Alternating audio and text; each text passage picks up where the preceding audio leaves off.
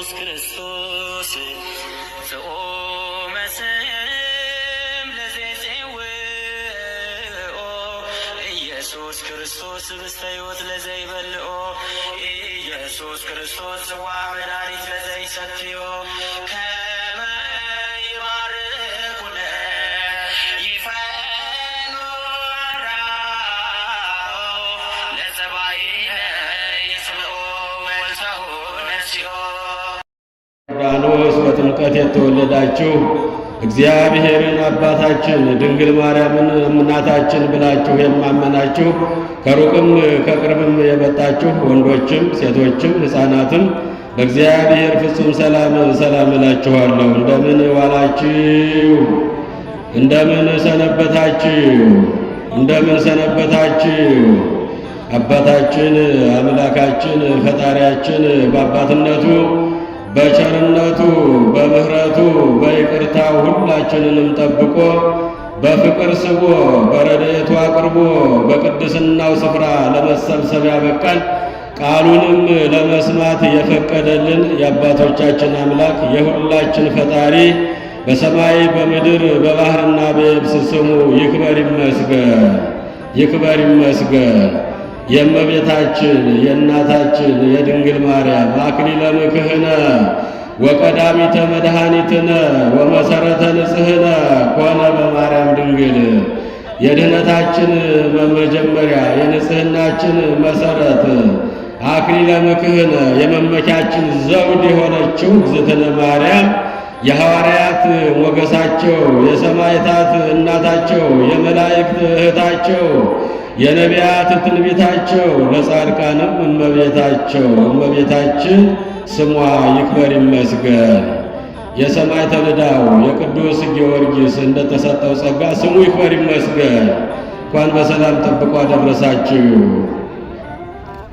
አማን መነኑ ሰማዕት ጣዕማ ለዘዓለም ሰማዕታት የዚችን ዓለም ጣዕም በእውነት እናውቁ።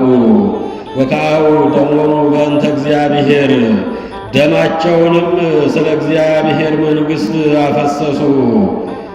ወታገሱ ሞተ መሪረ በእንተ መንግሥተ ሰማያት ስለ እግዚአብሔር መንግሥት መራራ ሞትን ታገሱ።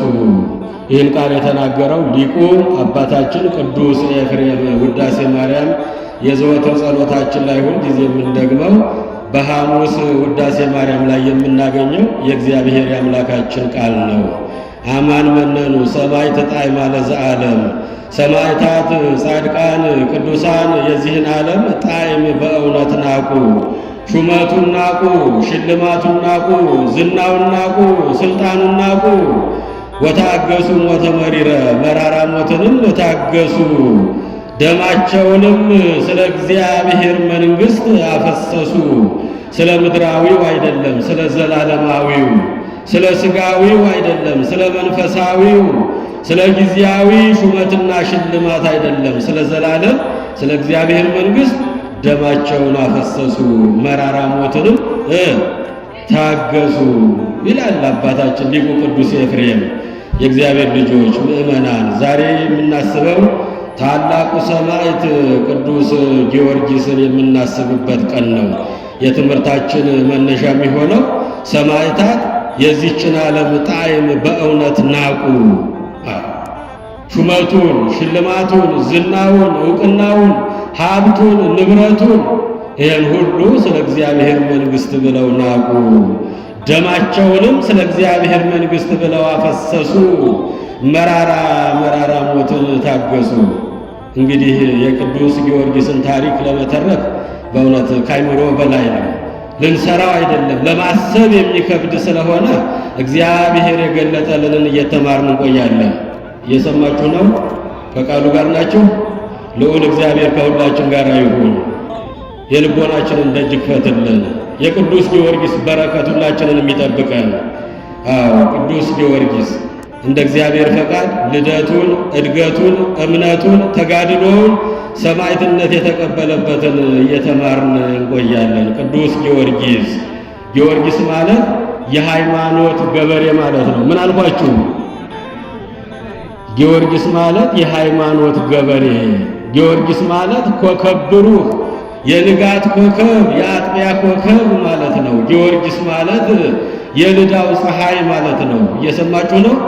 የልዳው ፀሐይ፣ የሃይማኖት ገበሬ፣ የአጥቢያ ኮከብ፣ የንጋት ኮከብ፣ ሊቀ ሰማዕታት እያሉ ይጠሩታል አባቶቻችን። ሊቀ ሰማዕታት ተብሎም የተጠራው በዛሬው ቀን ነው። ሰው አይደለም ያወጣለት፣ ምድሪቱ የመሰከረችለት ነው። ቅዱስ ጊዮርጊስ ሊቀ ሰማዕታት የክርስቶስ ወታደር እያሉ ዛፉ፣ ቅጠሉ፣ መሬቱ፣ አፈሩ የመሰከረለት ሰማዕት ነው። ልደቱንም እድገቱንም እምነቱንም ተጋድሎውንም እያየን እንቆያለን። ልዑል እግዚአብሔር ምስጢሩን ጥበቡን ይግለጥልን። እንግዲህ ቅዱስ ጊዮርጊስ በጥር 2 ቀን በ277 ዓመተ ምህረት ተወለደ። መቼ አልኳችሁ? በ200 በጥር ስንት ቀን አልኳችሁ? ጥር ስንት ቀን? ጥር 2 ቀን በ277 ዓመተ ምህረት ከአባቱ ዘሮንቶስ ከእናቱ ቴዎብስተያ ተወለደ። እናቱና አባቱ እግዚአብሔርን የሚፈሩ በጎ ሥራ የሚሰሩ ለድሃ የሚራሩ እንዲህ አይነት ጸጋ የነበራቸው ናቸው። ባልና ሚስቱ እንደ አንድ ልብ መካሪ፣ እንደ አንድ ቃል ተናጋሪ ሆነው እግዚአብሔርን የሚፈሩ ነበሩ። በጎ ሥራን ያዘወትሩ ነበሩ። ለድሃ ይራሩ ነበሩ። መልካም ዛፍ መልካም ፍሬ ያፈራል በሉ እንጂ ተከታተሉ እንጂ እግዚአብሔር ልጆች። መልካም ዛፍ መልካም ፍሬ ያፈራል። መራራ ዛፍ መራራ ፍሬ ይሰጣል። ጣፋጭ ዛፍ ጣፋጭ ፍሬን ያፈራል። እንግዲህ ለቅዱስ ጊዮርጊስ መገኘት የእናትና የአባቱ ደግነት ነው። መሰረቱ ይሄ ነው። እግዚአብሔርን የሚፈሩ በጎ ሥራ የሚሰሩ ለድሃ የሚራሩ ዘሮንቶስና ቴዎብስተያ የሚባሉ ሁለት ባልና ሚስቶች ነበሩ። እግዚአብሔርን ይፈራሉ፣ ለድሃ ይራራሉ፣ በጎ ሥራን አብዝተው ይሰራሉ። 3 ልጆችን ነው የወለዱት የእግዚአብሔር ልጆች፣ 2 ሴቶችና ሊቀ ሰማዕታት ቅዱስ ጊዮርጊስን። የልዳው ፀሐይ የሃይማኖት ገበሬ ኮከብ ብሩህ ተብሎ የሚጠራውን ሰማዕቱን ጊዮርጊስን የወለዱ ሁለቱ ማን የሚፈሩ ነበሩ? እግዚአብሔርን የሚፈሩ ነበሩ። ናሁ ከመዝ ይትባረክ ብእሲ ዘይፈርሆ ለእግዚአብሔር። እነሆ እግዚአብሔርን የሚፈራ ሰው እንዲህ ይባረካል፣ በልጁ እንዲህ ይባረካል። በልጃቸው ተባረኩ። ዛሬ ስማቸው የሚነሳው ዘሮንቶስና ቴዎብስተያ የተባረከ ልጅ ስለሰጣቸው ነው። እግዚአብሔርን የሚፈራ በሃይማኖት የሚመሰክር በአደባባይ መከራ የተቀበለ እንዲህ አይነት ልጅ ስለወለዱ ነው። ናሁ ከመዝ ይትባረክ ብእሲ ዘይፈርሆ ለእግዚአብሔር። እነሆ እግዚአብሔርን የሚፈራ ሰው እንዲህ በልጁ ይባረካል፣ እንዲህ በልጁ ስሙ ይጠራል። መልካም ዛፎች ስለነበሩ መልካሙን ፍሬ ያፈሩልን ዘሮንቶስና ቴዎብስተያ በጥር 2 ቀን በ277 ዓመተ ምህረት ተወለደ። ያዙ እንዳትረሱ እሺ። መልካም ሰዎች ነበሩ። ልጃቸውን በእውቀት በጥበብ እየመከሩ እያስተማሩ አሳደጉት። አባቱ የሀገር ሹም ነው፣ ሀገር መሪ ነው። እናቱም በእግዚአብሔር ቤት የምታገለግል ደግ ሴት ናት። ልጃቸውን በእውቀትና በጥበብ ነው ያሳደጉት። በእግዚአብሔር ቤት እንዲያድግ እውቀትን፣ ጥበብን፣ ማስተዋልን እያስተማሩ ነው ያሳደጉት የእግዚአብሔር ልጆች። ጥበብ የተሞላው ሰሎሞን እንዲህ ይላል መጽሐፈ ምሳሌ ምዕራፍ 22 ከቁጥር 6 ላይ ልጄ ሆይ ልጅህን በሚሄድበት መንገድ ምራው፣ ባደገ ጊዜ በሸመገለ ጊዜ ከእርሱ ፈቀቅ አይልም። አያችሁ፣ ልጅህን በሚሄድበት በቀናው መንገድ ምራው፣ ምከረው፣ አስተምረው፣ መንገዱን አሳየው። በልጅነቱ በሕፃንነቱ ባደገ ጊዜ በሸመገለ ጊዜ ከዚያ መንገድ ፈቀቅ አይልም አለ። አባትና እናቱ ዕውቀትን፣ ጥበብን፣ ማስተዋልን ምን ብለውት ነበረ? ምን ብለውት ነበረ? ኧረ ጮክ በሉ። አስተምረውት ነበረ። ጠቢቡ ሰሎሞን ምን አለ? ልጄ ሆይ ልጅህን በሚሄድበት መንገድ ምራው፣ አስተምረው፣ መንገዱንም አሳየው፣ መንገዱንም ምራው። ባደገ ጊዜ በሸመገለ ጊዜ ከዚያ ካሳየኸው መንገድ ከእርሱ ፈቀቅ አይልም።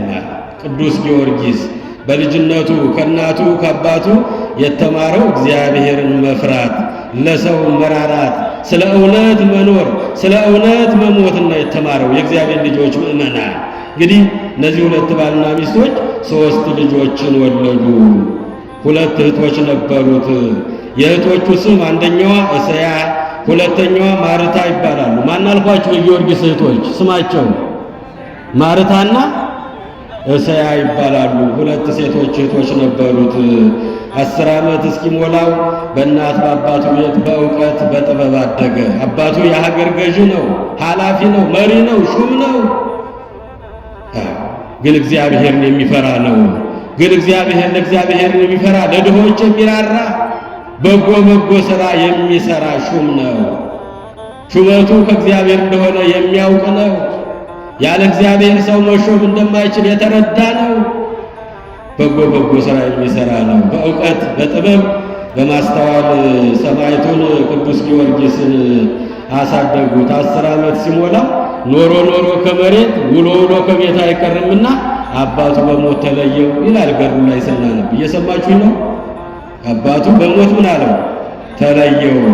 ያን ጊዜ በአባቱ እግር የተተካው ሹም በቤተ መንግሥት እንዲያድግ እውቀትን፣ ጥበብን፣ ማስተዋልን እየተማረ በዚያው እንዲያድግ አደረገው። 20 ዓመት ሲሞላው የንጉሡን ልጅ ሚስት እንድትሆነው አጩለት። ቅዱስ ጊዮርጊስ ወደ አምላኩ ወደ እግዚአብሔር ይጸልይ ነበረ። እኔ ለክርስቶስ ሙሽራ እንጂ ምድራዊ ሙሽርነትን አልፈልግም አለ። አማን መነኑት ሰማዕት ጣዕመ ለዘዓለም። ሰማዕታት የዚህን ዓለም ጣዕም በእውነት ናቁ። አያችሁ እግዚአብሔር ልጆች፣ ሰማዕታት የዚችን ዓለም ጣዕሟን በእውነት ናቁ። ደማቸውንም ስለ እግዚአብሔር መንግሥት አፈሰሱ። ስለ መንግሥተ ሰማያት መራራውን ወታገሱ። ቅዱስ ጊዮርጊስ ወደ ፈጣሪው ይጸልይ ነበረ። የእግዚአብሔር ፈቃድ ደግሞ የክርስቶስ ሙሽራ እንዲሆን፣ ሰማያዊ ሙሽራ እንዲሆን ፈቃዱ ስለነበረ ያ ንጉሥ ሐሳቡን እያሰበ ሳለ ሳይጋቡ ንጉሡ አረፈ፣ በሞት ተለየ። እየሰማችሁ ነው። በሞት ተለየ። ቅዱስ ጊዮርጊስ 20 ዓመት ሞላው። ያን ጊዜ የአባቱን ሹመት ለመጠየቅ ወደዚያ ነገሥታቱ ወዳሉበት እነ ዱድያኖስ ወዳሉበት ሀገር 4 ሰዎችን አስከትሎ ወደዛች ሀገር መሄድ ጀመረ። እንግዲህ 20 ዓመት ሞልቶኛል፣ ለአቅመ አዳም ደርሻለሁ፣ የአባቴን ሹመት ተቀብዬ ሀገር እገዛለሁ፣ ሕዝቡንም በቅንነት እመራለሁ ብሎ ወደዚያች ሀገር 4 አሽከሮቹን አስከትሎ ሄደ። እየሰማችሁኝ ነው። 4 አሽከሮቹን አስከትሎ ወደዚያች ሀገር ሄደ። ቅዱስ ጊዮርጊስ 20 ዓመት ሲሆነው ጦር መወርወርን፣ ጋሻ መመከትን፣ ፈረስ መጋለብን ተምሮ ነበረ። የእግዚአብሔር ልጆች ወደ ጦር ሜዳ በሚሄድ ጊዜ እኔ ጊዮርጊስ የክርስቶስ ባሪያ መጣሁላችሁ በሚል ጊዜ ሁሉም ጥለው ይሸሹ ነበረ። ድል አድርጎ ይመለስ ነበረ። እግዚአብሔር በእሱ ላይ ኃይል ስለሆነው የሚመካ በማን ይመካ? በእግዚአብሔር ይመካ። ኃይል ያለው በኃይሉ፣ ጉልበት ያለው በጉልበቱ፣ ስልጣን ያለው በስልጣኑ፣ ሹመት ያለው በሹመቱ አይመካ። የሚመካ ቢኖር በእግዚአብሔር ይመካ አለ።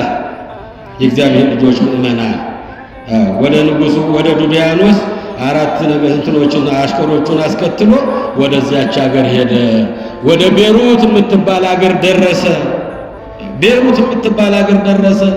በዚህ ጊዜ በጫካ ውስጥ ሲሄድ ያቺ ቢሩታዊት የምትባል የንጉሥ ልጅ በግንድ ላይ ታስራ አገኛት። ምን እየሰራሽ ነው? ከዚህ ጫካ ውስጥ ምን ትሰሪያለሽ? አላት። ልደቱን አይተናል፣ እድገቱን አይተናል። አሁን ደግሞ የእምነቱን ጽናት ልናይ ነው። ምን ትሰሪያለሽ እዚህ ጫካ ውስጥ እያለቀስሽ ቆምሽው? አላት። ታስሬ ቆሜያለሁ። ደራጎን የሚባል አምላክ አለ በዚህ ሀገር። የልጅ ደም ነው የሚገበርለት፣ የልጅ መስዋዕት ነው የሚቀርብለት። አሁን ሰዎቹ ሁሉ ልጆቻቸውን ጨርሰው ዛሬ የኔ ተራ ደርሶ ለሱ ምግብ እንደሆነ እዚህ ታስሬ ተቀምጫለሁ፣ እየጠበቅኩት ነው። አሁን የመምጫ ሰዓቱ ደርሷል፣ እየመጣ ነው አለችው። ማን ነው የሚመጣው? ደራጎን። ደራጎን የእግዚአብሔር ልጆች ፍጥረቱ በጣም ለየት ያለ ነው። ቢውጥ የማይጠግብ ነው። መርዛማ ፍጥረት ነው። ወደ ላይ እፍ ብሎ በሚተነፍስ ጊዜ በአየር ላይ ያሉትን የወፍ ዘሮች በሙሉ መርዙ ያወርዳቸው ነበር። እነዚያን ሁሉ አፉን ከፍቶ ይጠብቅ ነበረ። ሁሉንም ይውጣል፣ ግን አይጠግብም። ግብሩ የሰው ደም ነው። ሴት ልጅ ነው የሚገበርለት። የሀገሪቱ ሰዎች ልጆቻቸውን ገብረው ጨርሰው ንጉሡን አቤቱታ አቀረቡ። ልጆቻችንን ገብረን ጨርሰናል፣ የቀሩን ሚስቶቻችን ናቸው። እነሱን ደግሞ እንዳንሰጠው ያለ እነሱ መኖር አንችልም፣ ከባድ ነው። ያለ ሴት መኖር ከባድ ነው። ስለዚህ ሀገር ጥለን እንሄዳለን። እንዲህ አይነት መከራ ወደሌለበት ልጆቻችን ተበልተው አልቀዋል። የምታደርገውን አድርግ አሉት። ዛሬ እኔ ልጅ ትቀርባለች ለመስዋዕትነት አለ።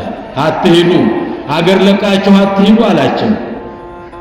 ያን ጊዜ የንጉሡ ልጅ ቢሩታዊት በዚያ በግንድ ላይ ታስራ ስትሰቃይ ያገኛል። ምን ያስለቅስሻል? ምን ሆነሽ ነው አላት።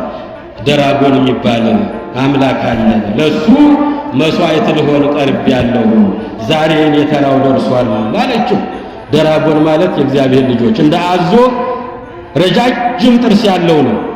እንደ ንስር እንደ አሞራ ደግሞ ክንፍ ያለው ነው። እንደ ፍየል ደግሞ ጽሕምና ቀንድ ያለው ነው። እየሰማችሁኝ ነው? ለየት ያለ ፍጥረት ነው። እንደ አዞ ረጃጅም ጥርስ አለው። እንደ አሞራ እንደ ንስር ክንፍ አለው። እንደ ፍየል ጽሕምና ቀንድ ያለው ነው። እንደ ዘንዶ ጅራት ያለው ነው። እንደ አንበሳ ደግሞ በእግሩ የሚሰግር ነው። አቧራውን የሚያስነሳ ዛፉን እያደመራማመሰ ከበረሃ የሚመጣ ነው። ሊውጣት የሚመጣ ዘንዶ ነው። ድራጎን ይባላል። እሱ ነው ይመጣል። እንዳይበላህ ከዚህ ሂድ አለችው። አንተ ወጣት ነህ ገና ጺምም ያላበቀልክ ልጅ ነህ፣ ይበላሃል አንተንም ከኔ ጋር። እኔ ተፈርዶብኝ ነው፣ ለሱ መስዋዕት ቀርቤ ነው። ከዚህ አካባቢ ቶሎ ጥፋ አለችው። እኔ አልፈራውም አላት። በጌታዬ በአምላኬ በኢየሱስ ክርስቶስ ስም አሸንፈዋለሁ ይምጣላት። እየሰማችሁኝ ነው? ከቃሉ ጋር ናችሁ? የእምነቱን ጽናት ነው የምንማረው። በጌታዬ በአምላኬ በኢየሱስ ክርስቶስ ስም ድል አድርገዋለሁ አለ። ሁሉ ይትካሃል ለዘ ያአምን ብዬ ማርቆስ ወንጌል ምዕራፍ 9 ላይ በእኔ ለሚያምን ሁሉ ይቻለዋል አለ እግዚአብሔር አምላካችን። በእኔ ለሚያምን ሁሉ ይቻለዋል። በጌታዬ በአምላኬ በኢየሱስ ክርስቶስም ድል አደርገዋለሁ። እኔ ሊበላኝ አይችልም፣ አሸንፈዋለሁ፣ ይምጣ ጠብቀዋለሁ አላት። እሷንም አይዞሽ አላት፣ አጽናናት። እንዲህ እያሉ ከእሷ ጋር እየተነጋገረ ሳለ አቧራውን እያስነሳ በሰማይ ያሉትን ወፎች በመርዙ እያወረደ እየበላ እየዋጠ አፉን እንደከፈተ ይሄ ያልኳችሁ ስነ ፍጥረት ደራጎን መጣ። ገና በሩቁ ሲያየው ምላሱን አወጣ። ቅዱስ ጊዮርጊስን ሊውጣው ፈለገ። ታላቁ ሰማዕት ቅዱስ ጊዮርጊስ በእጁ ላይ ጦር የለም፣ በእጁ ላይ ምንም መሳሪያ የለም። በስመ አብ ወወልድ ወመንፈስ ቅዱስ አሐዱ አምላክ እክህደከ ሰይጣን በስመ ሥላሴ ቀጠቅጥከኝ ሲያለው ክብርና ምስጋና ለአምላካችን ይሁን። ያን ጊዜ በላዩ ላይ ያደረው ዘንዶ ላይ ያደረው መንፈስ ተኖ ጠፋ። ደራጎንም ኃይሉ ደከመ፣ መርዙ በረሰ፣ ጉልበቱ ደከመ፣ ወደቀ፣ ተዝለፍልፎ መሬት ላይ ተጋደመ። እየሰማችሁኝ ነው? ምን ብሎ ተጠቀመ ቅዱስ ጊዮርጊስ? በስመ አብ ወወልድ ወመንፈስ ቅዱስ አሐዱ አምላክ እክህደከ ሰይጣን፣ ሰይጣንን እክዳለሁ በሥላሴ አምናለሁ ብሎ በስመ ሥላሴ እቀጠቅጥከኝ በሚለው ጊዜ ኃይሉ ደከመ፣ መርዙ በረሰ፣ ጉልበቱ ተብረከረከ፣ መሬት ላይ ግልብጥ ብሎ ተደፋ። ያን ጊዜ የታሰረችበትን ገመድ ፈታትና በየጎተሽው ወደ ከተማ እንውጣላት። እየሰማችሁ ነው? ወደ ከተማ እንውጣላት። በቤሩት ከተማ በዋናው ከተማ ላይ ደረሱ። ያን ጊዜ ልታስፈጀን መጣህን? አንተ ማነህ? ስምህስ ማን ነው? ምን ነው አምላካችንን አመጣህብን? እዛው ግብር ተቀምጦለታል። ከተማ ከመጣ ማንም አይተርፍም፣ ሁላችንንም ይጨርሰናል። ለምን ይሄን አደረክብን አሉ። ህዝቡ ጮኸ። ከተማውን ለቆ ቤቱን ለቆ መውጣት ጀመረ። አትፍሩ፣ በጌታዬ በአምላኬ በኢየሱስ ክርስቶስ ካመናችሁ እኔ ገድለዋለሁ። የኔን አምላክ እመኑ። ሰማይን የዘረጋ ምድርን በውሃ ያጸና ሰውና መላእክትን ለምስጋና የፈጠረውን በአምላኬ በፈጣሪ ካመናችሁ ድል አደርገዋለሁ፣ ካላመናችሁ ፈትቼ ለቀዋለሁ አላቸው። በል ከገደልከው እናምናለን አሉት የእግዚአብሔር ልጆች ምእመናን። ያን ጊዜ ፈረሱ ላይ ወጣና ሥላሴን ስም ጠራና በጦር ወጋና ደራጎንን ገደለው። የብዙ ሰዎችን ደም የበጠጣውን የብዙ ሰዎችን ሥጋ የበላው ሰው የሚገበርለትን እንዲህ አይነቱን ጠላት ድል ያደረገው በእምነቱ የጸና ስለሆነ ነው። ከእናት ከአባቱ እምነትን፣ ዕውቀትን፣ ማስተዋልን ስለተማረ ነው። በእኔ ካመናችሁ መርዝ ብትጠጡ፣ ዘንዶ ብትጨብጡ፣ ጊንጥ ብትረግጡ አንዳች የሚጎዳችሁ ነገር ያለም ያለውን የአምላኩን ቃል የሰማው ቅዱስ ጊዮርጊስ ደራጎኑን በእምነቱ ምን አደረገው? ገደለው። በአደባባይ በከተማው መሃል ገደለው። ያን ጊዜ በሉ ጎትቱና ውሰዱና ወደ ገደል ጣሉት አላቸው። 40 ሰዎች ተሰብስበው ሊጎትቱት ቢሉ አልችላሉት። የእግዚአብሔር ልጆች ምእመናን 40 ሰዎች ተሰብስበው ደራጎንን ጎትተው ወስደው አስከሬኑን ወደ ገደል ሊከቱ ቢሞክሩ የማይሳካ ሆነ። ቤሩታዊት እና ያላት አንቺ ድል ታረጊያለሽ፣ አንቺ መጎተት ትችያለሽ፣ አንቺ የኔ ልጅ ነሽ፣ ነይ ሰሪና ጎትች አላት። ያን ጊዜ ቤሩታዊት እየጎተተች ወስዳ ከገደል መሃል ጨመረችው። ክብርና ምስጋና ለመድኃኒዓለም ይሁን። ይሄ ነው አማኝ ነው። ቅዱስ ጊዮርጊስ አማኝ ነው። የእግዚአብሔር ልጆች ምእመናን፣ በእግዚአብሔር ያመነ ሰው እንዲህ አይነት ድል ያደርጋል።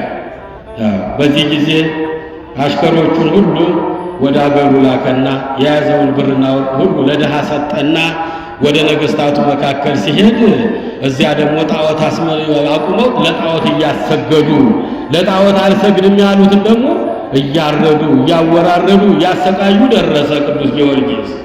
ያን ጊዜ በጣም አዘነ፣ ልቡም ተነካ። እግዚአብሔር ተክዶ ለጣዖት እየሰገዱ እየወደቁ እየተነሱ ሲያቸው እጅግ በጣም አዘነ።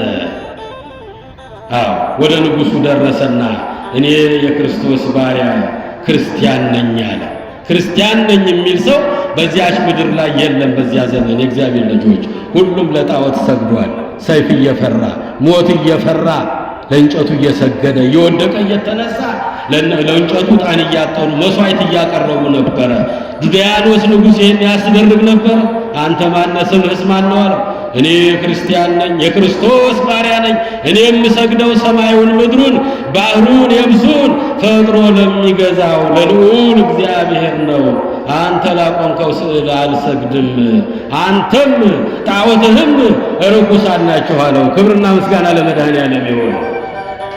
ክርስቲያን ነኝ የሚል ሰው በጠፋበት ሀገር እኔ ክርስቲያን ነኝ አለ። በአደባባይ የወጣቱ ነው፣ የ20 ዓመት ወጣት ነው።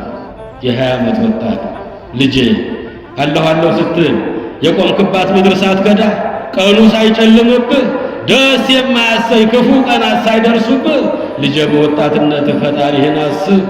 ጥበብ የተሞላው ሰሎሞን መጽሐፈ መክብብ ምዕራፍ 12 ቁጥር 14 ላይ አለሁ አለሁ ስትል የቆምክባት ምድር ሳትከዳ ቀኑ ሳይጨልምብህ ደስ የማያሰኙ ቀኖች ሳይደርሱብህ ልጄ በወጣትነት ፈጣሪህን አስብ። ፈጣሪውን አመነ፣ ፈጣሪውን አሰበ። የምድሩን ሳይሆን የሰማዩን አሰበ። ጊዜያዊውን ሹመት ሽልማት ሳይሆን ዘላለማዊውን መንግሥተ ሰማያትን አሰበ። አያችሁ እግዚአብሔር ልጆች፣ ሰማዕታት የዚህን ዓለም ጣዕም ናቁ። ሰማዕታት የዚህን ዓለም ጣዕሙን፣ ደስታውን፣ ሹመቱን፣ ሽልማቱን፣ ዝናውን ተድሮ ተኩሎ መኖሩን የዚህን ዓለም ጣዕም ናቁ። ደማቸውንም ስለ እግዚአብሔር መንግሥት አፈሰሱ፣ ስለ መንግሥተ ሰማያትን መራራውን ሞት ታገሱ ብለን የተነሳ ነው። ከዚህ ተነስተን ነው የእግዚአብሔር ልጆች ምእመናን። በዚህ ጊዜ እኔ ክርስቲያን ነኝ፣ እኔ የክርስቶስ ባሪያ ነኝ፣ ሰማይን ምድርን ባህርን የብስን ፈጥሮ ለሚገዛው ለእግዚአብሔር እንጂ አንተ ላቆምከው ጣዖት አልሰግድም አለ።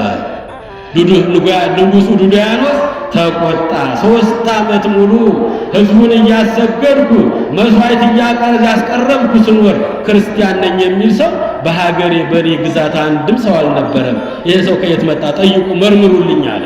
እየሰማችሁ 3 ዓመት ሙሉ እኔ ክርስቲያን ነኝ ያለ በኔ ግዛት አንድም ሰው አልነበረም። ይሄ ሰው ከየት ነው የመጣው? ጠይቁ፣ መርምሩት፣ ይታሰርና ይመርመር ተባለ። ያን ጊዜ የዞሮንቶስ ልጅ ነው በልዳ ምድር የነበረው ሹም በሞት የተለየው የእሱ እኮ ልጅ ነው፣ ሹመትና ሽልማት ፈልጎ ነው የመጣው አሉ።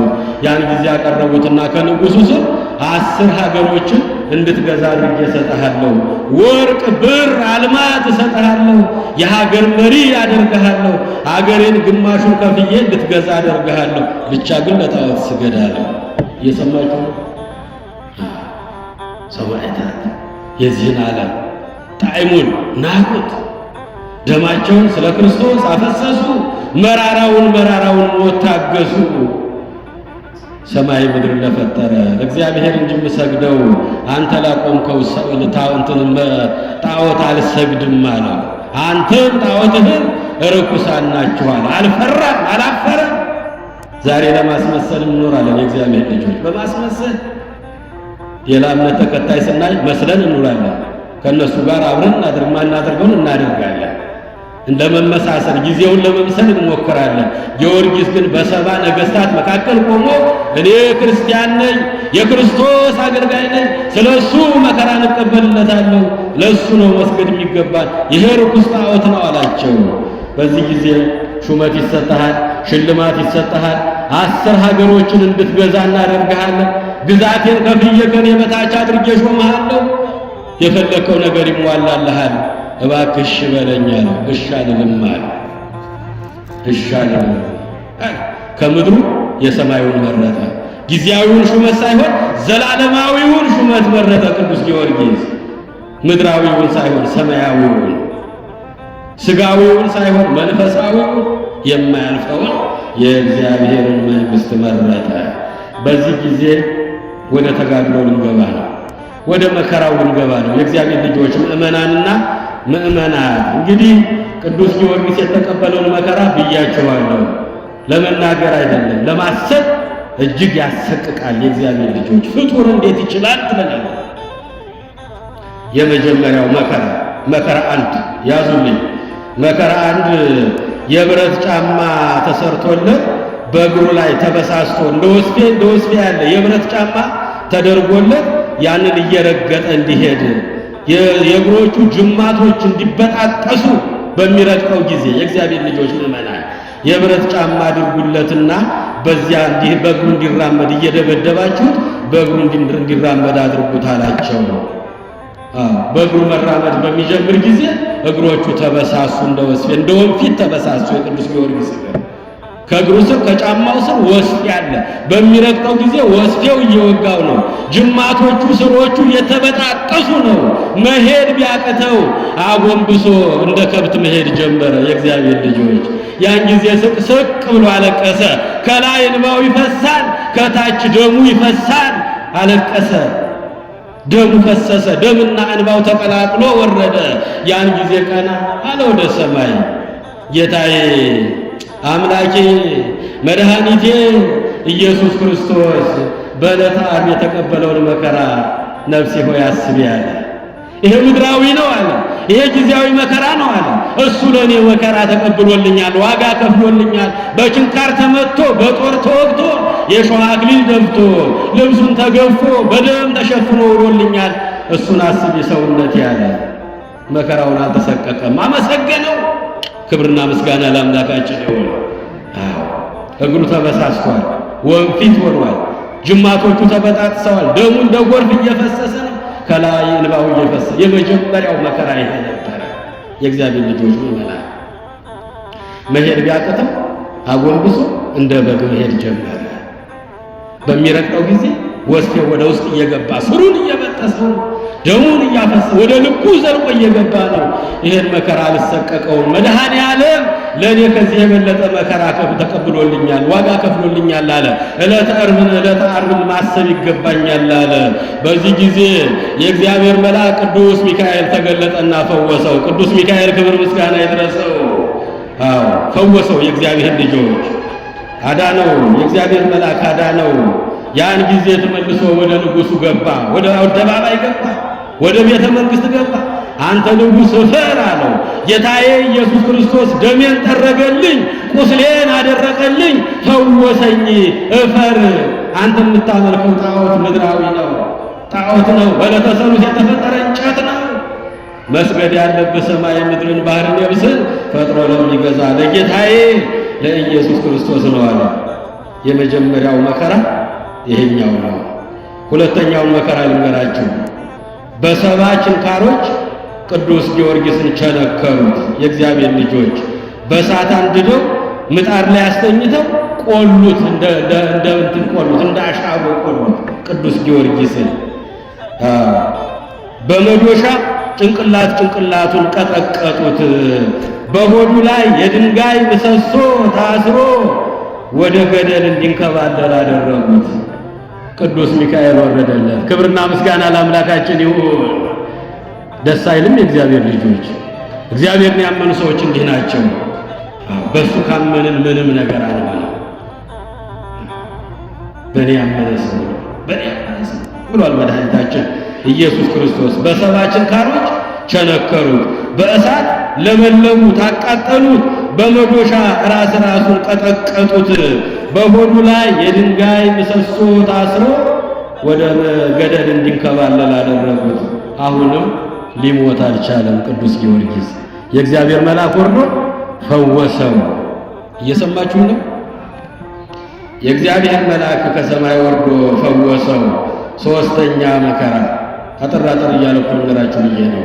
ሶስተኛው መከራ ለቅዱስ ጊዮርጊስ የተዘጋጀለት በመጋዝ ተቆራርጦ ከጉድጓድ ከጨለማ ጉድጓድ ውስጥ እስር ቤት ቅዱስ ጊዮርጊስን ጣሉት። በመጋዝ ሰንጥቀውታል፣ ተልትለውታል። ከሰውነቱ ደም ይፈሳል። በመላ ሰውነቱ ላይ ፊቱ፣ ሰውነቱ፣ አካሉ በደም ተሸፍኗል። በመጋዝ ተተርትሯል፣ ተቆልቷል። እንዲህ አድርገው ከጉድጓድ ጨለማ ጉድጓድ ውስጥ አስረው ጣሉት። ያን ጊዜ ለስም አጠራሩ ክብር ይግባውና አምላካችን ከጉድጓድ አወጣውና አይዞህ አለው። 3 ጊዜ በስሜ ትሞታለህ፣ በአራተኛው የክብር አክሊል ይወርድልሃል አለው። ክብርና ምስጋና ለመድኃኔዓለም ይሁን። ክብርና ምስጋና ለአምላካችን ይሁን። ስንተኛ ነው የነገርኳችሁ? ስንተኛ ነው አላችሁ? እዚሁ እየሰማችሁ ነው? ልዑል እግዚአብሔር ይስማችሁ፣ የልቦናችሁን ደጅ ይክፈትላችሁ፣ የጊዮርጊስን በረከቱን ያሳድርብን። በመጋዝ ተቆራርጦ ከጉድጓድ ከጨለማ ጉድጓድ እስር ቤት ጣሉት። ያን ጊዜ አምላካችን ለስም አጠራሩ ጊዮርጊስ ናውጣ ብሎ ከወደቀበት ጉድጓድ ውስጥ አወጣው። ከጫጉላ ቤት ከሙሽራ ቤት እንደሚወጣ አድርጎ አይዞ በርታ፣ ጽና፣ 3 ጊዜ ሞትን ትቀምሳለህ፣ 7 ዓመት መከራ ትቀበላለህ፣ በሰባተኛው ዓመት 7 የክብር አክሊል አወርድልሃለሁ ብሎ እግዚአብሔር አምላክ ወደፊት የሚጠብቀውን መከራ ሁሉ ነገረው። ተመልሶ ዱልያኖስ ፊት ቆመ። አንተ ጨካኝ ንጉሥ፣ አንተ ደም አፍሳሽ፣ አንተ ክርስቲያኖችን ገዳይ ንጉሥ እፈር! ጌታዬ አምላኬ ከጉድጓድ አወጣኝ፣ ቁስሌን አደረገልኝ፣ ደሜን ጠረገልኝ አለው። የእግዚአብሔር ልጆች ምእመናን፣ 3ኛው መከራ ይሄ ነበረ። 4ኛው መከራ ቢፈልጡት አይሞትም፣ ቢቆርጡት አይሞትም፣ ቢቆሉት አይሞትም፣ ዛፍ ላይ ቢሰቅሉት አይሞትም። የእግዚአብሔር ልጆች አሁን ምን እናደርጋሉ? በሀገሪቱ ያሉትን ጠንቋዮችን፣ አስማተኞች፣ መተተኞች እንዲፈለጉ የታወቀ ጠንቋይ ይምጣልኝ አለ። መርዝ በጥብጦ የሚያጠጣልኝ ይሄን ሰው በመርዝ የሚገድልኝ ሰው ከተገኘ አለ። እስከዛ እስር ቤት እንዲቆይ ተባለ። በጉድጓድ ተጥሏል። ጨለማ እስር ቤት ውስጥ ወድቋል። በዚህ ጊዜ አትናሲዎስ የሚባል በሀገሪቱ ላይ አለ የተባለ ጠንቋይ ተመርጦ ወደ ንጉሡ ቤተ መንግሥት እንዲመጣ ተደረገ። እባክህን አንድ ሰው ሲገሉት ይነሳል፣ ሲቆርጡት ይነሳል፣ ሲቆሉት ይነሳል። በመከራ ሊሞት ነፍሱ ከሥጋ ልትለይ አልቻለችም። ሥራየኛ ነው፣ መተተኛ ነው። እባክህ እሱን በመርዝ ግደልልኝ፣ የሚያስፈልግህን ስጦታ ይሰጥሃል አለው። ታዲያ ምን ችግር አለ? እኔ ሰማዩን ጠቅልለው ብትለኝ እጠቀልለዋለሁ፣ ምድርንም ሰንጥቃት ብትለኝ እሰነጥቃታለሁ። ምልክት ምን ታሳያለህ አሉት። ላም አምጡልኝ አለ። ላም አመጡና ከፊቱ አቆሙለት። በጆሮዋ እፍ ሲልባት ከላይ እስከታች ላሟን ትርትር አደረጋት። እንዲህ አደርግልሃለሁ ጊዮርጊስን አለ። እየሰማችሁ ማን ነው እሱ? መተተኛው፣ አስማተኛው፣ የአየር አጋንንት የሚጠራው በባህር ያሉትን በአየር ያሉትን ክፉ መናፍስትን የሚጠራ በክፉ መንፈስ በአጋንንት መንፈስ የተሞላ ላሚቱን አምጣልኝ ለምልክት ላሳይህ አለው። በአደባባይ በቤተ መንግሥት ላሚቱ እየተነዳች መጣች። በጆሮዋ አፍ ሲልባት ከላይ እስከታች ተተረተረችና ሁለት ቦታ ተሰነጠቀች። እንዲህ አደረገዋለሁ ጊዮርጊስን አለ። በል የሚገባውን መርዝ በጥብጥና የአጋንንትን ስም ጥራና ከዚህ ሰው ገላግለኝ እባክህን። አንድም ክርስቲያን ነኝ የሚል ሰው በሌለበት በእኔ ግዛት እኔ ክርስቲያን ነኝ እያለ ሲፈልጡት፣ ሲቆርጡት፣ ሲገርዱት መልሶ እየተነሳ ይሄ ሥራዬን አስቸግሮኛልና እባክህ እሱን አጥፋልኝ አለው። መርዙ ተበጠበጠ። የአጋንንት ስም በሙሉ ተጠራ። በአየር ያሉ አጋንንት፣ በባህር ያሉ መናፍስት በሙሉ ተጠርተው በጽዋው ላይ ተደገመባቸው። ስማቸው ተጠራ። እንደ ላሚቱ ምን ሊሆን ሊተረተር ቅዱስ ጊዮርጊስ ሊሞት የእግዚአብሔር ልጆች ከእስር ቤት እንዲመጣ ተደረገ። ከአደባባይ በቤተ መንግሥቱ ጽዋው ተዘጋጅቷል። ያን ጊዜ ቅዱስ ጊዮርጊስን በል እንግዲህ እውነት አንተ የምታመልከው አምላክ ከሞት የሚያድን ከሆነ በእኔህን ጠጣውና ዳን አሉት። እጆቹ ታስረዋል፣ እግሮቹ ታስረዋል። የሚያማትብበት ነገር ቢያጣ ይላል መጽሐፍ፣ የሚያማትብበት ነገር ቢያጣ በግንባሩ በስመ አብ ወወልድ ወመንፈስ ቅዱስ አሐዱ አምላክ እክህደከ ሰይጣን፣ ሰይጣንን እክዳለሁ፣ በሥላሴ አምናለሁ፣ በስመ ሥላሴ ቀጠቅጥ ከይሴ ብሎ እፍ ሲልበት ያ መርዝ ወደ እርጎነት ተቀየረለት። ክብርና ምስጋና ለእግዚአብሔር ይሁን። እየሰማችሁ ነው? እዚሁ ናችሁ? ከቃሉ ጋር ናችሁ? ሌላ የተጠቀመው ኃይል የለም። የእግዚአብሔር ኃይል ይበልጣል። የእግዚአብሔር ልጆች ስናማትም መናፍስት ከኛ 40 ክንድ ይርቃሉ። በስመ አብ ብለን እጃችንን እንዲህ ወደ ላይ ስንዘረጋ በአየር ላይ ያሉት አጋንንት ይርዳሉ፣ ይንቀጠቀጣሉ። ወወልድ ብለን ወደ ታች ስናማትም ምድር ላይ የወደቁ ሰይጣናት መድረሻ ያጣሉ። ወመንፈስ ቅዱስ አሐዱ አምላክ ብለን በግራና በቀኝ ስናማትም ሊያስተናክሉን፣ ሊጥሉን፣ ከሰው ሊያጋጩን፣ ክፉ ሊያናግሩን የሚመጡ ሰይጣናት 40 ክንድ ይርቃሉ። ክብርና ምስጋና ለአምላካችን ይሁን። ሌላ ኃይል የለንም። ኃይላችን የሥላሴ ስም ነው። የሥላሴ ስም ነው። በስመ አብ ወወልድ ወመንፈስ ቅዱስ አሐዱ አምላክ። በአብ በወልድ በመንፈስ ቅዱስ በሥላሴ አምናለሁ፣ ሰይጣንን እክዳለሁ አለ። እፍ ሲልበት ወደ እርጎነት ተቀየረለት። ያ መርዝ እንደ ላሚቱ ሰንጥቆ ተርትሮ ይገለዋል ተብሎ የተዘጋጀለት የእግዚአብሔር ልጆች ምዕመናን በዚህ ጊዜ አጠጡኝ አለ። ደቅደቅ ቀርቦ ቅዱስ ጊዮርጊስ ጠጣው። ፊቱ ከፀሐይ 7 እጅ አበራ ይላል። ክብርና ምስጋና ለመድኃኔዓለም ይሁን። ፊቱ ከፀሐይ 7 እጅ አበራ። ማንን ስላመነ ነው? ይሄው እግዚአብሔርን ስላመነ የዓለምን ሹመትና ሽልማት እንደ ጉድፍ ስለቆጠረው ኦአሃዌ የታፍቅርዎ ለዓለም ወኢዝሃሉ ውስተ ዓለም። ሐዋርያው ቅዱስ ዮሐንስ በመልእክቱ በአንደኛ መልእክቱ ምዕራፍ 2 ላይ የእግዚአብሔር ልጆች ምዕመናን ቅዱስ ዮሐንስ በመልእክቱ ይህንን ዓለም አትውደዱት፣ ምዕራፍ 2 ቁጥር 15 ላይ ልጆቼ፣ ወንድሞቼ፣ እህቶቼ፣ አባቶቼ፣ እናቶቼ ይህንን ዓለም አትውደዱት፣ ሹመቱን፣ ሽልማቱን፣ ሀብቱን፣ ዝናውን፣ ዕውቅናውን አትውደዱት፣ በዓለም ያለውን ሁሉ አትውደዱት። ዓለሙን ኃላፊ፣ ንብረቱን ኃላፊ፣ ፍትወቱን ኃላፊ። ዓለሙ ኃላፊ ነው፣ ንብረቱ ኃላፊ ነው፣ ፍትወቱ ፍላጎቱ ኃላፊ ነው፣ ስልጣኑ፣ ሹመቱ፣ ዝናው፣ ዕውቅናው ኃላፊ ነው። የማያልፈው የእግዚአብሔር መንግሥት ነው። አያችሁ፣ ሥጋዊውን ሹመት በመንፈሳዊ ሹመት ለወጠው፣ ምድራዊውን በሰማያዊ ቀየረው፣ ጊዜያዊውን በዘላለማዊ የእግዚአብሔር መንግሥት ቀየረው። ቅዱስ ጊዮርጊስ እግዚአብሔርን ብሎ ስለወጣ ስለ እግዚአብሔር ብሎ ብዙ መከራ ስለተቀበለ እግዚአብሔር በሱ ላይ ድንቅ ድንቅ ሥራ ይሠራ ነበረ። በአብ በወልድ በመንፈስ ቅዱስ አንድ አምላክ በሥላሴ አምናለሁ፣ ሰይጣንን እክዳለሁ ብሎ ያን ጊዜ አማት ወፍ ሲሉበት ወደ እርጎነት ተቀየረለት። ደቅደቅ አድርጎ በሚጠጣው ጊዜ ካሁን ተተርትሮ ይሞታል፣ ይሰነጠቃል እያሉ ሲጠብቁ ፊቱ ከፀሐይ 7 እጅ አበራ። ክብርና ምስጋና ለአምላካችን ይሁን። እልል አትሉም እንዴ? ነው አይሰማችሁም? የእግዚአብሔር ልጅ ይሰማችኋል? ከተሰማችሁ ደግሞ ደስታችሁን መግለጥ። እልል እኮ ምስጋና እኮ ነው። እልልታን የሚያውቁ ሰዎች ብፁዓን ናቸው። እልልታ እኮ ምስጋና እኮ ነው። ለእግዚአብሔር እኮ ነው። ድንቅ ሥራ ለሚሠራው ለእግዚአብሔር በልቦ ለእግዚአብሔር ግሩም ግብርከ፣ እግዚአብሔርን እንዲህ በሉ ሥራህ ግሩምና ድንቅ ነው በሉት። በቅዱስ ጊዮርጊስ ላይ አድሮ የሚጠራው እኮ እግዚአብሔር መንፈስ ቅዱስ እኮ ነው። አያችሁ እግዚአብሔር ልጆች፣ ፊቱ ከፀሐይ 7 እጅ አበራ። አራተኛው ታሪክ ይሄ ነው። አራተኛው ተጋድሎ ይሄ ነው። አምስተኛ ሊያባብሉት ሞከሩ። እባክህን ከኔ በታች ሆነ ንጉሥ አረጋለሁ፣ የምትፈልገውን ያህል ስልጣን የምትፈልገው ቦታ ደርሳለሁ። እባክህ ይበቃሃል ጊዮርጊስ፣ እኛም ተንገላታን፣ አንተም ተሰቃየ፣ ይበቃሃል እንግዲህ እባክሽ በለን፣ ለአጵሎን ስገድ አሉት። አልሰግድም። ሰማይን ምድርን ባህርን የብስን ፈጥሮ የሚገዛ የሚያድን የሚገድል የሚሰጥ የሚነሳ የሚሾም የሚሽር እግዚአብሔር ብቻ ነው። አንተም ጣዖትህም ርኩሳን ናችሁ አለው። ያንተ አምላክ ምን ተአምር ያሳያል? እስኪ ተአምር ንገረኝ አሳየኛል። ምን አልኳችሁ?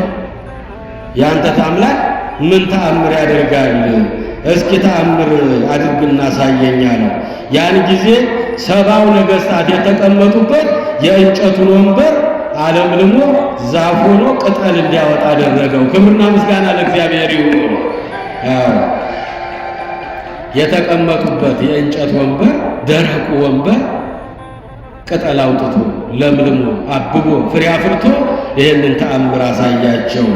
ሊያምኑ ግን አልቻሉም። የተቀመጡበት ደረቁን ወንበር አለምልሞ ቅጠል እንዲያወጣ አድርጎ አሳያቸው። ነገር ግን ሊያምኑ አልቻሉም። እንደገና ሌላ ተአምር አሳየን አሉት። ከሞቱ 430 ዘመን የሆናቸው አፈር ትቢያ የሆኑ የእግዚአብሔር ልጆች ወደ አቧራነት ወደ አፈርነት የተቀየሩትን ከሞት አስነስቶ አሳያቸው። ነገር ግን ሊያምኑ አልቻሉም። እንዳያዩ ዓይናቸው ታውሯል፣ እንዳይሰሙ ጆሮአቸው ደንቁሮ ነበረ። 430 ዘመን ያለፋቸውን አፈር ትቢያ የሆኑትን የሞቱትን ሰዎች መሬቲቱን ባርኮ ተነስተው ምስክርነት እንዲሰጡ አደረጋቸው።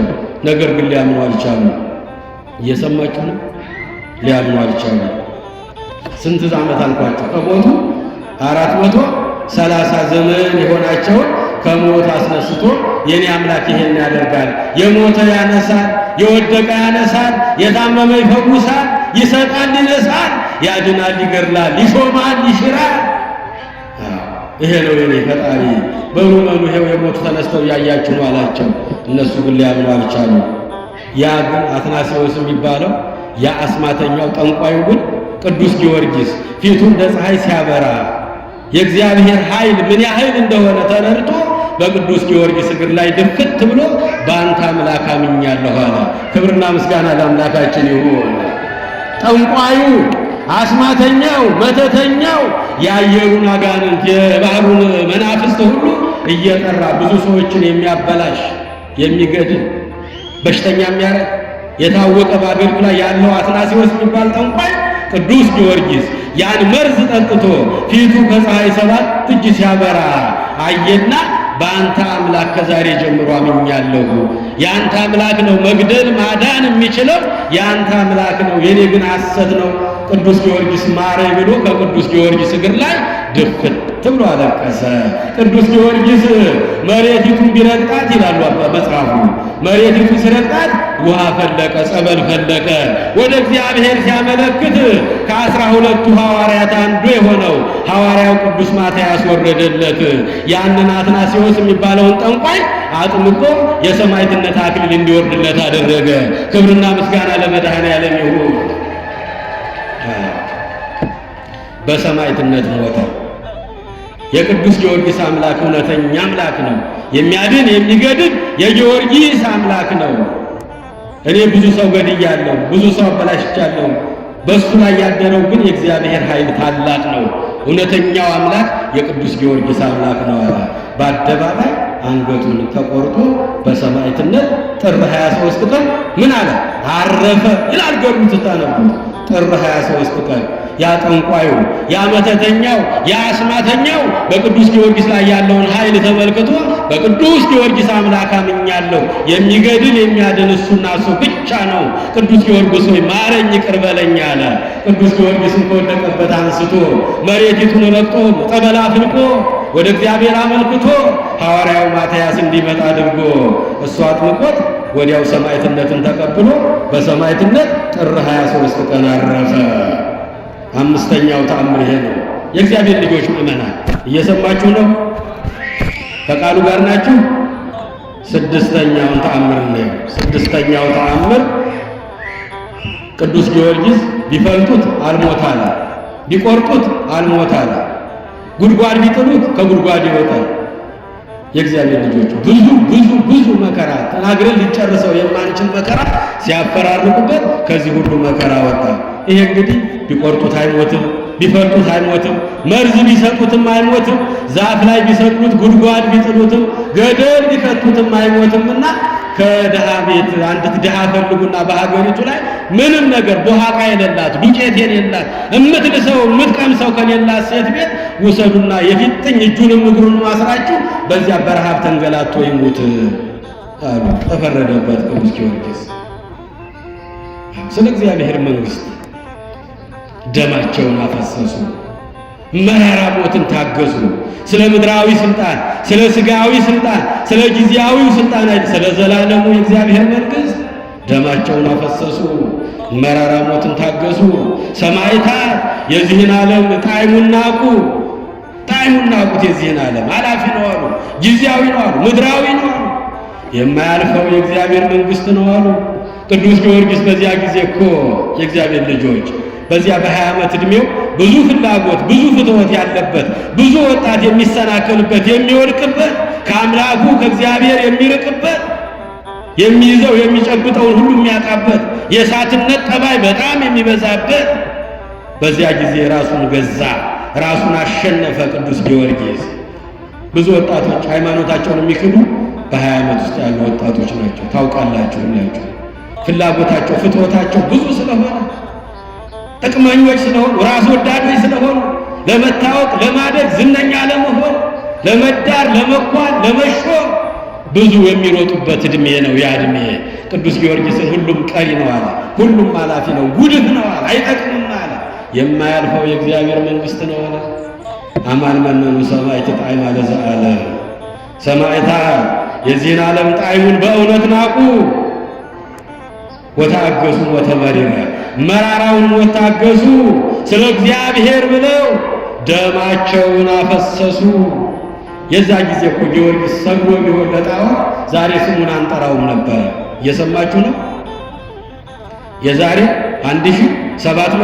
1715 ዓመት ነው የታሪክ የተተረከው። የእግዚአብሔር ልጆች ቅዱስ ጊዮርጊስ ዋጋ የከፈለው ሰማዕትነት የተቀበለው የዛሬ 1000 ስንት አልኳችሁ? 715 ዓመት ስሙ ከመቃብር በላይ ስለሆነ ዛሬ ለሰው ሁሉ አማላጅ ፈጥኖ ደራሽ ፍጡነ ረድኤት ስለሆነ እምሩፀ ነፋሱ አውሎ ይለዋል። በዚያ በመልኩ ላይ የእግዚአብሔር ልጆች ምእመናን ከአውሎ ነፋስ የሚፈጥን ስሙ ቅዱስ ጊዮርጊስ።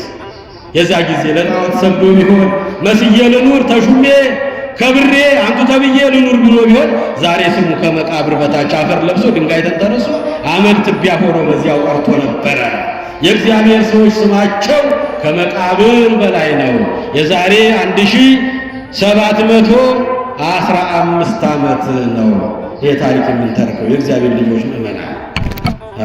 ስድስተኛው መከራ ከዚያች ድሃ ቤት ምንም ከሌላት የሚላስ የሚቀመስ ከሌላት ሴት ቤት ውሰዱና የፊጥኝ እጁንም እግሩንም አስራችሁ ከደረቅ ግንድ ላይ አጣብቃችሁ አስራችሁ እዛው ተሰቃይቶ ይሙት፣ እንዳትፈቱት እዚያው ይሙት በቃ አሉ።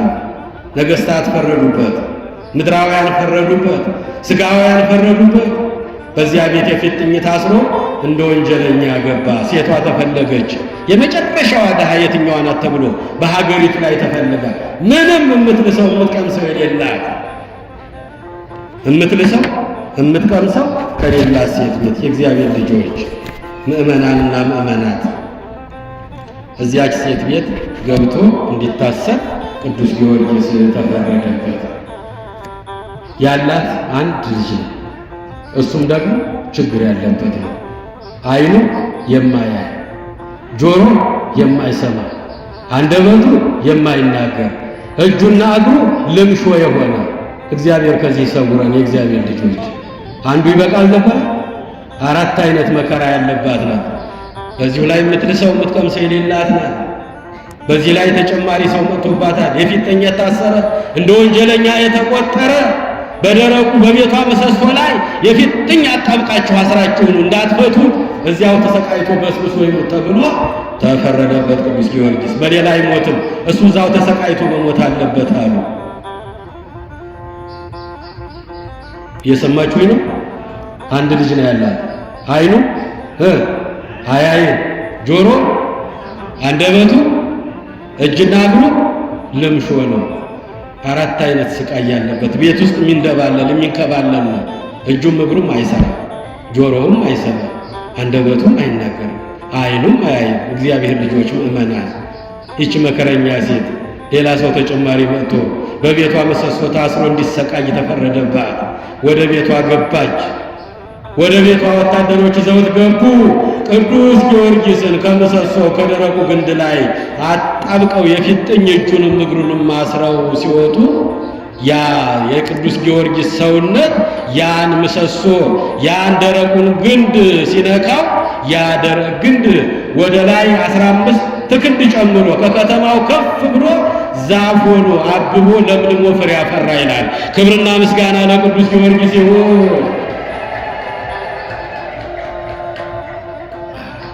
ከከተማው ስንት ክንድ አልኳችሁ? 15 ክንድ ከፍ ብሎ በከተማው ላይ መታየት ጀመረ። ቅጠል አወጣ፣ ፍሬ አፈራ። የቅዱሱ ሰማዕት የጊዮርጊስ አካል ሲነካው ደረቁ ለመለመ። ቅድም አይተናል። የሞት አንስቷል እኮ ጊዮርጊስ። ደረቁን ወንበር አለምልሟል እኮ። ይሄ እኮ ምንም እኮ ማለት አይደለም ለቅዱስ ጊዮርጊስ። እግዚአብሔር ያደረበት ሰው ብዙ ታምር ይሰራል። በእኔ ካመናችሁ እኔ የማደርገውን ታደርጋላችሁ፣ ከዚያም የበለጠ ታደርጋላችሁ አለ እግዚአብሔር። አይደጉ አምላክ፣ ቸር አምላክ፣ ንፉግ አይደለም እኮ እግዚአብሔር። በእኔ ካመናችሁ አምላኬ ፈጣሪ ካላችሁ በእውነት በእኔ አምናችሁ ከኖራችሁ እኔ የማደርገውን ታደርጋላችሁ፣ ከእኔም በላይ ከዚያ በላይ ታደርጋላችሁ። እኔ ባደርግ በአምላክነቴ በፈጣሪነቴ ነው፣ አያስደንቅም። እናንተ ግን ፍጡር ሆናችሁ ሳለ ከኔም የበለጠ እንድታደርጉ ስልጣን ሰጥቻችኋለሁ አለ። ክብርና ምስጋና ለቸሩ መድኃኒዓለም ይሁን። የደረቀው ግን ለመለመ። የእግዚአብሔር ልጆች ምእመናን፣ የሚላስ የሚቀመስ የለም። ያ ልጅ ከቅዱስ ጊዮርጊስ እግር ስር ይንደባለላል፣ ይንከባለላል። እጁ አይሰራም፣ እግሩ አይሰራም፣ ዓይኑ አያይም፣ አንደበቱ አይናገርም፣ ጆሮውም አይሰማም። ወደ እኔ አስጠጊው አላት። ወደ ቅዱስ ጊዮርጊስ አስጠጋችው። እየጎተተች ያን የሚንከባለል በቤቷ ውስጥ በሜዳው ላይ የሚንከባለለው ልጅ ወደ ጊዮርጊስ ጠጋ አደረገችው። ሊቀ ሰማዕታት ቅዱስ ጊዮርጊስ በስመ አብ ወወልድ ወመንፈስ ቅዱስ አሐዱ አምላክ ብሎ እፍ ሲልበት ዓይኑ ቦግ ብሎ በራለት። ክብርና ምስጋና ለመድኃኒዓለም ይሁን። ጆሮውም ተከፈተለት፣ አንደበቱ መናገር ጀመረ። የእግዚአብሔር ልጆች፣ ሴትዮዋ ወደ ውጭ ወጣ ስትመለስ ልጇ ዓይኑ ቦግ ብሎ እያየ ነው፣ ጆሮውም እየሰማ ነው፣ አንደበቱም እየተናገረ ነው። እንዴ አንተ የክርስቲያን አምላክ ኢየሱስ ክርስቶስ የሚልህ ነህን አለችው። አያችሁ፣ ልትሰግድለት አምላክ መስሏት የሞት የሚያነሳ አምላክ እንደሆነ ሰምታለች ታሪኩ። አንተ የክርስቲያኖች አምላክ የሚሉ የሞት ያነሳል፣ ዕውር ያበራል፣ ጎባጣ ያቀናል፣ አጋንንት ያወጣል፣ ለምጻሙን ያነጻል የምትባለው የናዝሬቱ ኢየሱስ የክርስቲያኖች አምላክ ኢየሱስ ክርስቶስ የምትባለው አንተ ነህን አለችው። ልትሰግድለት ወድቃ ሰገደችለት ከቅዱስ ጊዮርጊስ ላይ። እኔ የእሱ ባሪያ ነኝ፣ እኔ የእሱ አገልጋይ ነኝ፣ እኔ ለእሱ መከራ የምቀበልለት ነው። አምላኬ ጌታዬ ፈጣሬ ኢየሱስ ክርስቶስ ነው። እኔ እሱ አገልጋይ ነኝ፣ የእሱ ባሪያ ነኝ አላት። ክብርና ምስጋና ለአምላካችን ይሁን። አዎ በአንተ አምላክ አምኛለሁ አለች። አዎ በአንተ አምላክ አምኛለሁ አለችው። የእግዚአብሔር ልጆች ከዚህ በላይ ተአምር አይቼም አላውቅም። ዓለም ከተፈጠረ እንዳንተ የስውር የሚያበራ ጎባጣ የሚያቀና ዲዳ የሚያናግር የተዘጋውን ጆሮ የሚከፍት እንዳንተ አላየሁምና በአንተ አምላክ አንተ በምታመልከው አምላክ አምናለሁ፣ ከሞትክም አብሬህ እሞታለሁ አለችው። በሰማዕትነት ዋጋ እቀበላለሁ፣ በአንተ አምላክ አምኛለሁ አለች ከእግሩ ላይ ተደፍታ። እንዲህ ነው ቅዱስ ጊዮርጊስ የእግዚአብሔር ልጆች ምእመናን።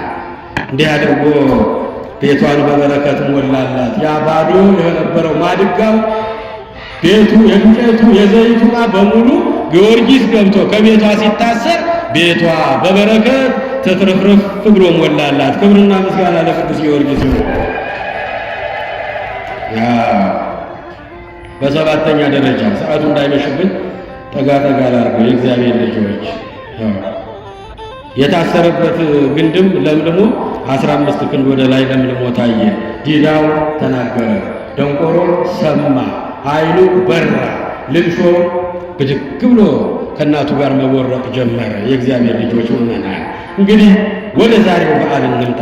ጥር 18 ቀን በሰባተኛ ደረጃ 7 ዓመት የታገለውን 7 ዓመት የተቀበለውን መከራ በዚህ በሰባት ደቂቃ መናገር አይቻልም። ጥቂቷን ነው የምነግራቸው የእግዚአብሔር ልጆች ምእመናን። ጥር 18 ቀን ቢቆርጡት አልሞት አለ፣ ቢፈልጡት አልሞት አለ፣ ቢሰቅሉት አልሞት አለ፣ ቢቆሉት አልሞት አለ።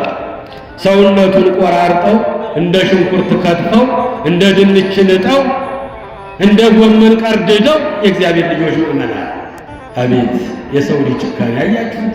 ምን አጥፍቶ ነው? ምን ወንጀል ሰርቶ ነው? ሰርቆ ነው? ቀምቶ ነው? አታሎ ነው? እኔ ክርስቲያን ነኝ በማለቱ እኮ ነው። በእኔ ሳመናችሁ በዓለም ሳላችሁ ብዙ መከራ አለባችሁ አለ። ለስም አጠራሩ ክብር ይግባውና መድኃኔዓለም በእኔ ስላመናችሁ ዓለም እኔን እንደጠላኝ እናንተንም እንዲሁ ይጠላችኋል። በእኔ ስላመናችሁ ምድር ላይ ስትኖሩ በዓለም ስትኖሩ ብዙ መከራ አለባችሁ። ነገር ግን አይዟችሁ ይለናል መድኃኔዓለም። አያችሁ እግዚአብሔር ልጆች፣ ጊዮርጊስ ምን ወንጀል ሰርቶ ነው የሁሉ መከራ የደረሰበት? አልሰግድም ነው እኮ ለእናንተ አምላክ አልሰግድም፣ ለጣዖት አልሰግድም እኮ ነው ያለው። ጥር 18 ቀን ሰውነቱን ቆራርጠው እንደ ድንች ልጠው እንደ ሽንኩርት ከትፈው እንደ ጎመን ቀርድደው የእግዚአብሔር ልጆች ምእመናን በምጣድ ቆልተው በመንኮራኩር ቅዱስ ጊዮርጊስን ፈጩት። በዛሬው ቀን እየሰማችሁ ነው። ሰውነቱን ቆራርጠው በምጣድ ቆልተው እርር ያለውን ከሰሉን ሰብስበው በመንኮራኩር ውስጥ አስገብተው ቅዱሱን ሰማዕት ጊዮርጊስን በዛሬው ዕለት ፈጩት። ደብረ ይድራስ በሚባል በአንድ ምድረ በዳ ተራራ ላይ ወስደው ከቤተ መንግሥት ከከተማ በሩቅ ቦታ ላይ ያለ ተራራ ላይ ወስደው ብዙ ወታደሮች ታዘው ዱቄቱን ሰብስበው በማዳበሪያ ይዘው ነው የሄዱት። የእግዚአብሔር ልጆች የተፈጨ ዱቄት እኮ ነው የያዙት። የተፈጨ ዱቄት ይዘው ደብረ ይድራስ ከሚባል ትልቅ ተራራ ላይ ለንፋስ ሰጡት፣ ዘሩት ለቅዱስ ጊዮርጊስ። ዛሬ ዝረወት አጽሙ የተዘራበት የተበተነበት ዱቄቱ በደብረ ይድራስ ላይ የተበተነ የተዘራበት ቀን ነው። የእግዚአብሔር ልጆች ምእመናን ያን ጊዜ ንፋስ በተነው፣ ዱቄቱን ወሰደው። መሬቱ፣ ዛፉ፣ ቅጠሉ፣ ድንጋዩ፣ አፈሩ ሁሉ ቅዱስ ጊዮርጊስ የክርስቶስ አገልጋይ፣ ቅዱስ ጊዮርጊስ የሰማዕታት አለቃ እያሉ ምስክርነት ሰጡለት። ክብርና ምስጋና ለአምላካችን ይሁን።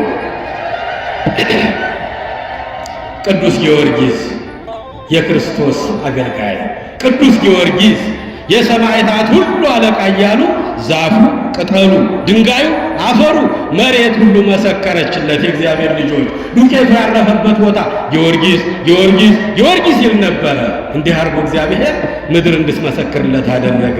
ያን ጊዜ ለስም አጠራሩ ክብር ይግባውና ጌታችን አምላካችን ፈጣሪያችን ኢየሱስ ክርስቶስ ከዙፋኑ ተነስቶ ወደ ደብረ ይድራስ ላይ ቅዱሳን የሰማይ መላእክትን አስከትሎ ወረደ። መድኃኔዓለም ኢየሱስ ክርስቶስ ማን ፍለጋ?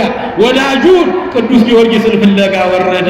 ሊፈልገን ይመጣል መድኃኔዓለም። ካመንነው ከኛ ጋር ይሆናል መድኃኔዓለም።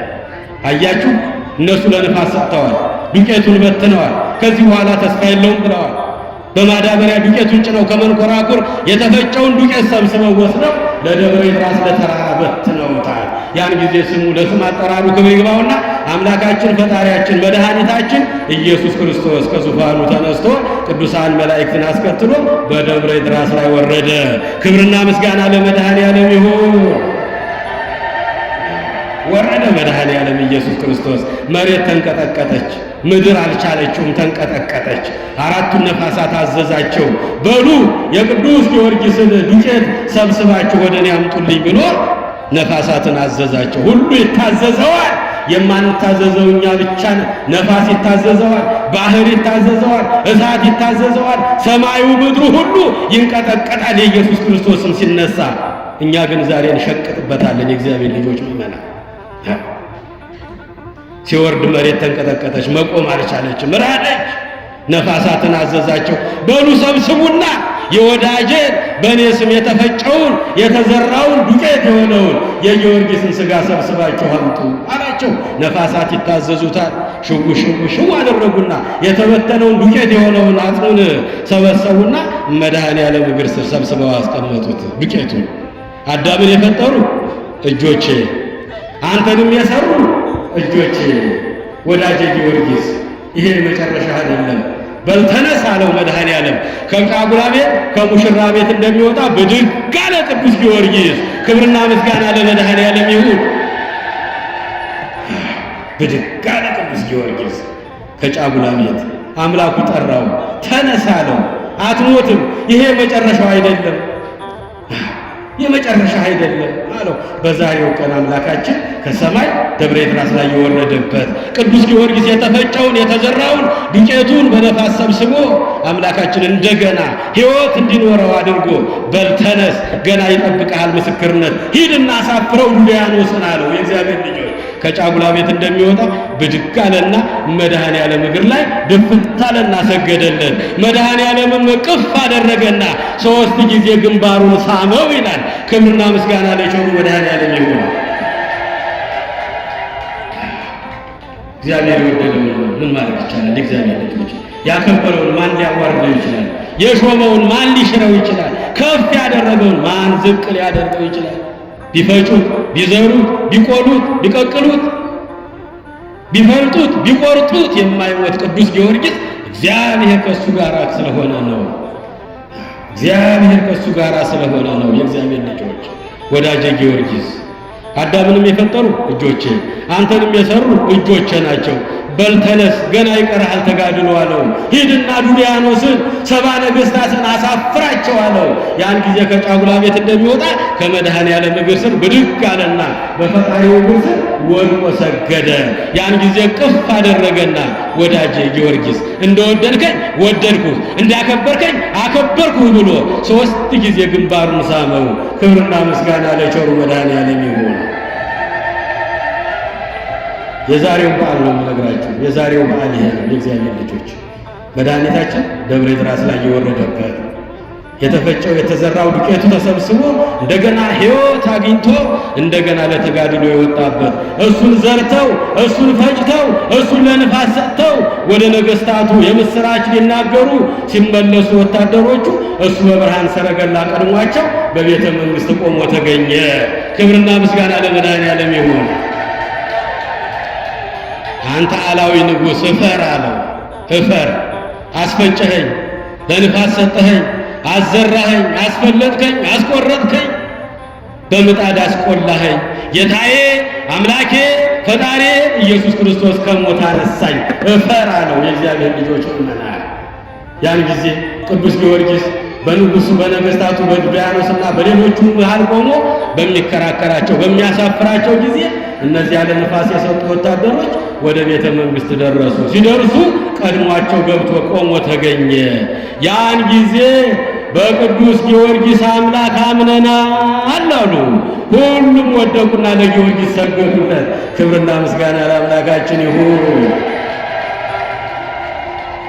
ብንሞትም ብንድንም በቅዱስ ጊዮርጊስ አምላክ አምነናል።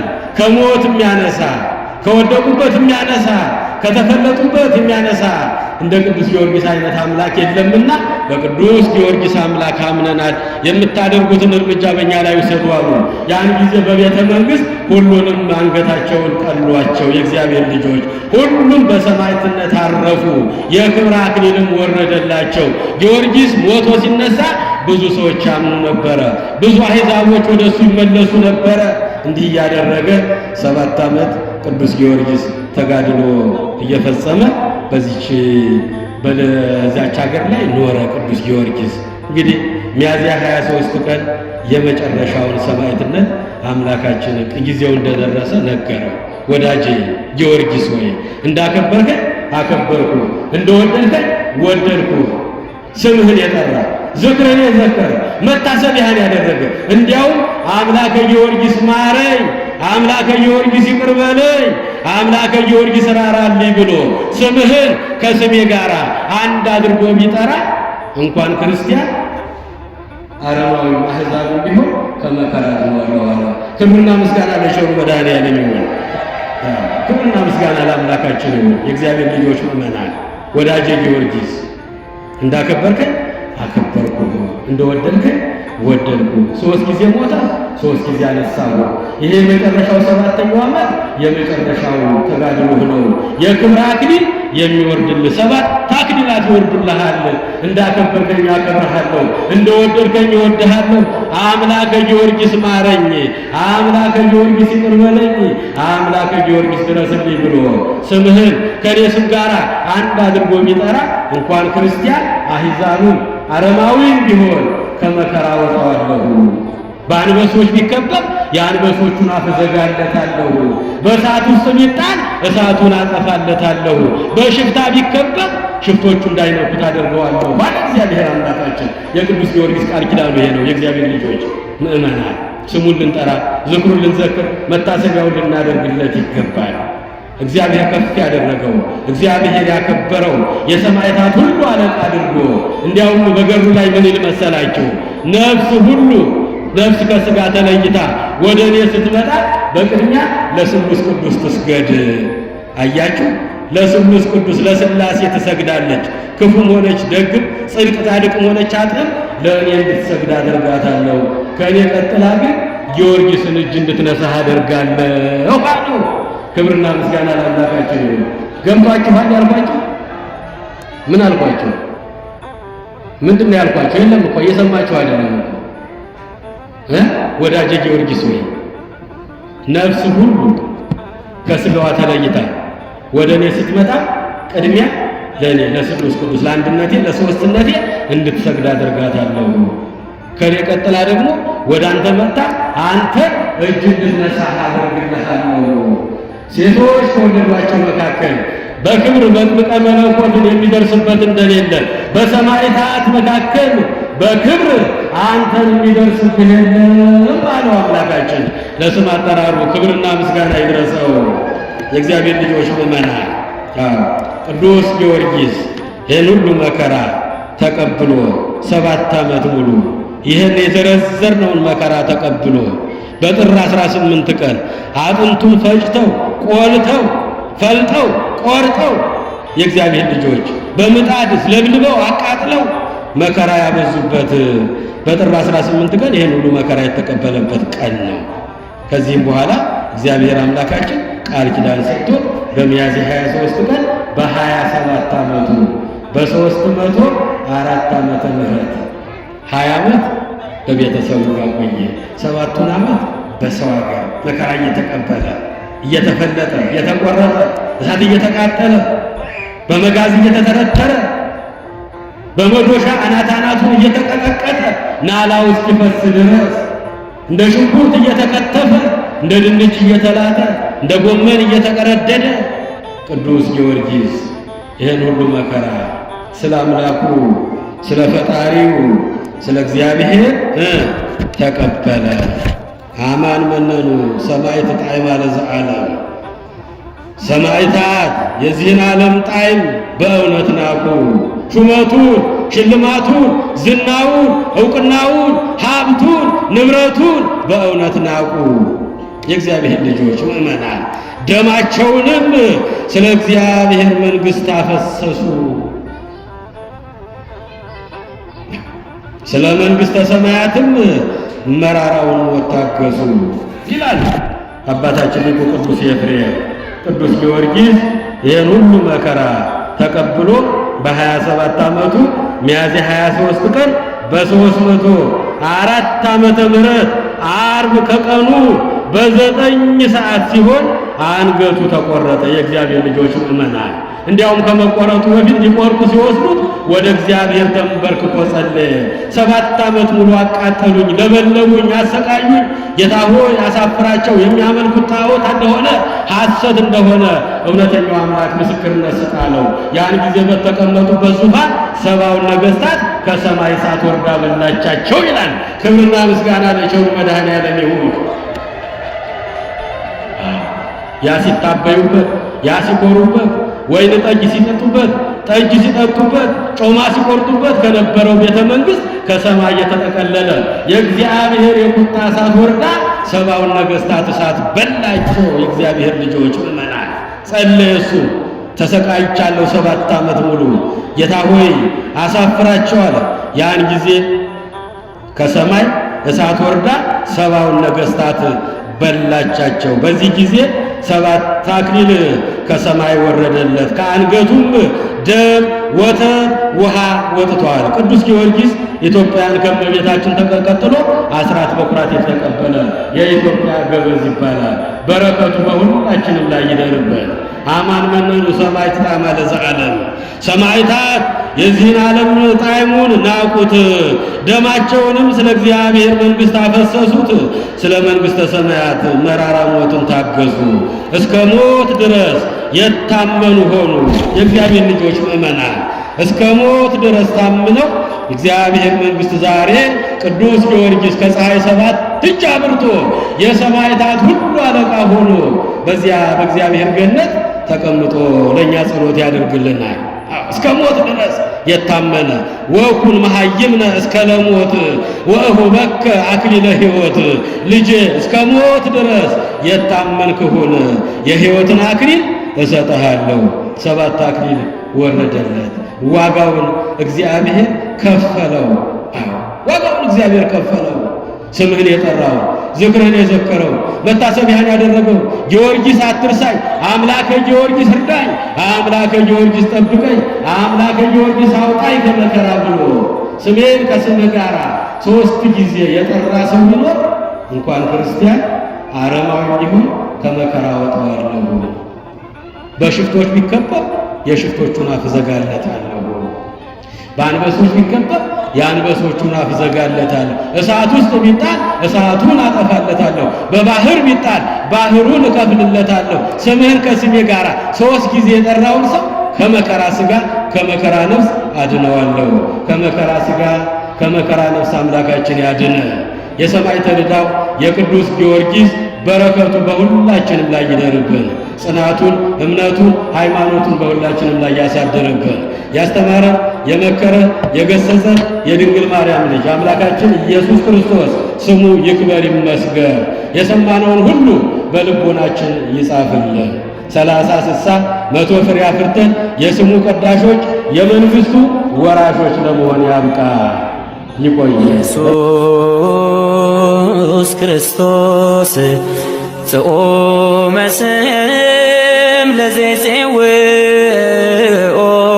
ኢየሱስ ክርስቶስ ህብስተ ሕይወት ለዘይበልኦ ኢየሱስ ክርስቶስ ጽዋ መድኃኒት ለዘይሰትዮ ከመ ይባርኩነ ይፈኖ አዳኦ ለጸባኢነ ይጽብኦ ወልተሆ ነሲኦ